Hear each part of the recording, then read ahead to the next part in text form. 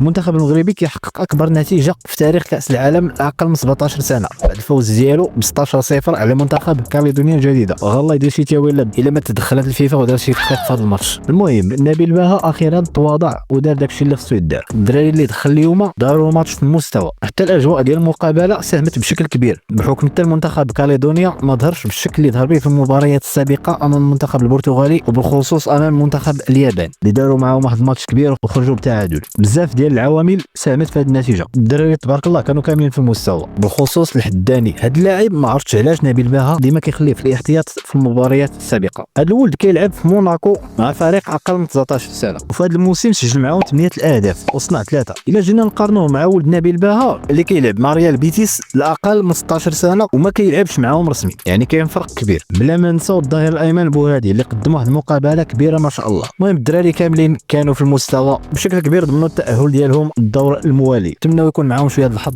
ويتجنبوا المواجهات ديال المنتخبات الكبيره وعندنا فيهم ثقه كبيره وكل التوفيق في المقابلات القادمه باذن الله.